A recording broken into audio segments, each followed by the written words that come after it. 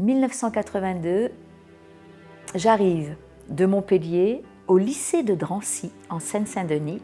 Eh bien, j'ai été confrontée à un enseignement difficile en tant que jeune prof, face à des élèves décrocheurs, des élèves pas dans un système scolaire conforté, des élèves déjà rebelles, complètement en opposition à toutes les activités physiques traditionnelles. Et moi, j'arrive de Montpellier où depuis des années, je me formais après un cursus de danseuse dans un enseignement de l'éducation physique et sportive et j'arrive dans cet établissement. Le climat étant si difficile que œuvrer, enseigner en tout cas, avec l'EPS, ça ne marche pas. Eh bien, je dois trouver des solutions avec cette passion qui m'anime dans la danse et je me dis, pourquoi pas? Pourquoi pas utiliser ce bagage au service de mes élèves? Eh bien, ça fonctionne. Et cette expérience ouvre des portes de confiance. Les élèves se sentent valorisés, les élèves déjà sont pris pour des artistes. Et donc on crée ensemble ces espaces autour du corps, ces espaces où on découvre son corps, on découvre l'estime de soi que l'on peut éveiller à partir de la danse. Et en même temps, le collectif, c'est-à-dire comment créer à partir de la danse, à partir de ses gestes, à partir de l'autre, à partir de sa créativité, à partir de la création, comment ouvrir un espace de relation.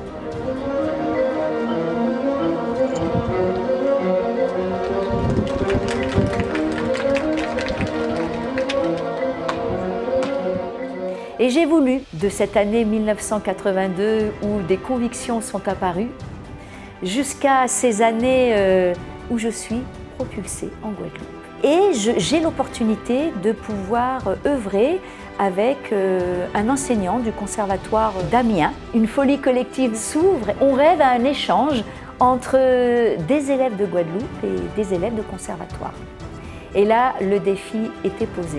Correspondance allait nous aider à faire ce premier pont entre l'ici et l'ailleurs. Nous avons créé Correspondance en octobre 2001. L'objet était de créer différents ponts dans l'univers de la danse. Notre premier défi, ça a été un voyage à Amiens.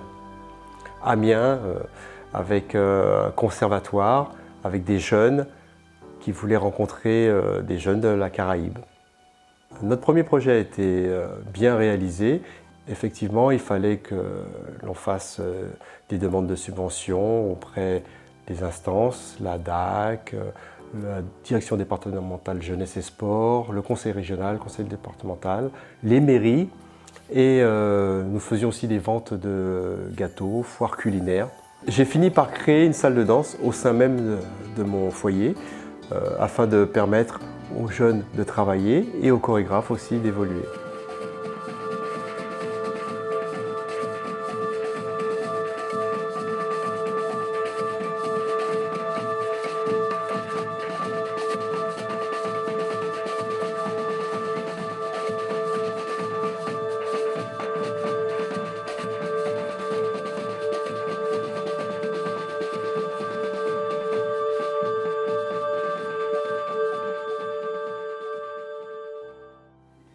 J'avais 4 ans et j'ai vécu en maternelle mon premier spectacle. On était en costume, avec des tissus africains et c'était vraiment la première fois que je vivais un spectacle. Et c'était le commencement de beaucoup de choses. Donc me voilà rentré en classe de 6e, donc classe APAC, à projet artistique et culturel. J'ai eu la chance de vivre un voyage au Centre national de la danse, donc à Paris. C'était avec une compagnie professionnelle, donc en lien avec Correspondance. C'était vraiment une expérience qui m'a marqué et dont j'ai pu évoluer à la fois dans le corps, donc sur une scène nationale, à la fois par les échanges humains. Toutes mes années collège, j'étais vraiment content d'aller au collège parce que justement, je savais que j'allais retrouver la danse. Et chaque année, on faisait des projets, chaque année, ça évoluait et ça nourrissait en moi ce désir pour la danse.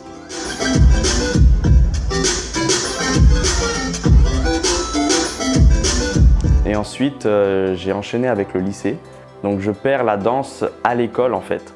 Et heureusement qu'il y a Correspondance, on a pu faire des projets en parallèle du lycée.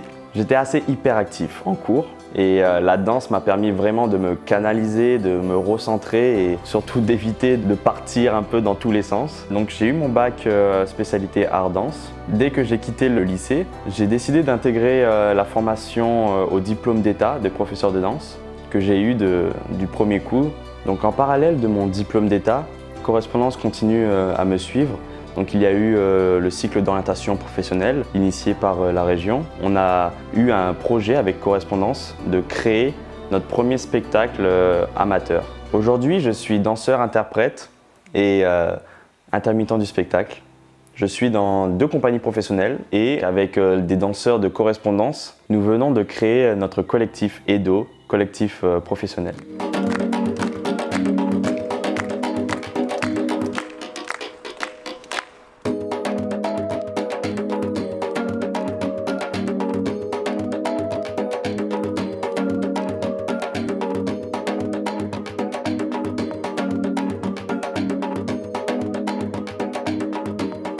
Les projets que j'ai vécus au sein de Correspondance ont véritablement fait de moi la danseuse que je suis aujourd'hui.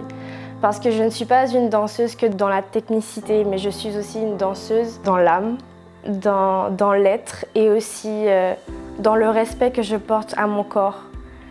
Et c'est tous ces projets qui nous ont amenés à vouloir créer notre collectif parce qu'ils ne font que rendre compte d'une certaine philosophie en fait, autour du partage, autour des échanges, autour de créer et de vivre ensemble dans une diversité. Si je devais parler de ma vision de l'art et de la création chorégraphique, ce serait la liberté de pouvoir s'exprimer, de pouvoir exprimer ses sentiments, son ressenti à travers son corps. Lorsque nous étions au collège, on a toujours eu cette liberté de pouvoir créer notre propre langage, notre propre gestuelle, à partir de mots, à partir d'images, à partir d'une idée. Et cette gestuelle, elle nous amenait dans un espace, dans une salle de danse, dans un espace extérieur. C'est vraiment une liberté de danser partout.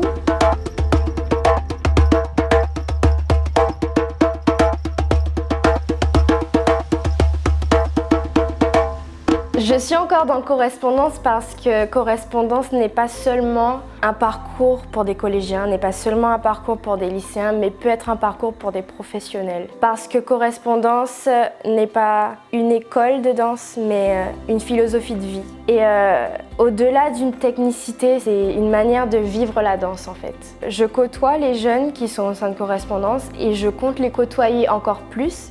Parce que je pense qu'il est important dans cette notion de transmission de pouvoir montrer aux plus jeunes comment on peut évoluer au sein de Correspondance, mais comment aussi on peut évoluer dans la vie tout simplement. Donc c'est une manière aussi de leur transmettre notre amour et notre volonté de la danse tout simplement.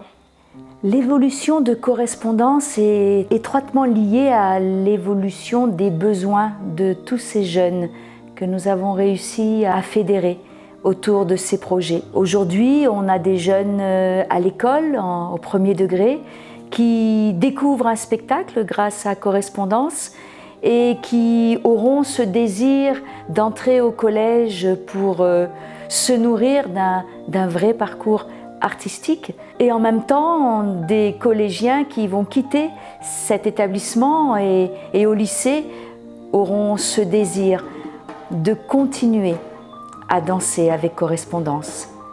Donc autour de tous ces besoins, il a fallu structurer. Et aujourd'hui, Correspondance a donc 3 axes. Un axe autour de l'école, avec un parcours à nourrir, des diffusions de spectacles pour le plus de scolaires possible. Un deuxième axe autour de jeunes qui, en dehors de l'école, veulent approfondir la pratique, veulent découvrir une démarche de création et veulent s'engager dans un processus de création. Ce deuxième axe pour des jeunes qui vont avoir l'opportunité de créer en amateur, mais peut-être confortés. Le troisième axe, c'est l'insertion professionnelle. Et c'est la possibilité de concrétiser parfois des rêves et d'entrer dans un processus de création professionnelle et une démarche personnelle, singulière, autour de la création. Alors oui, Correspondance, c'est au jour d'aujourd'hui une plateforme de création chorégraphique qui aura toujours des déclencheurs autour de rencontres, puisque les rencontres créent les opportunités et que c'est à partir de ces opportunités que s'ouvrent de nouveaux projets.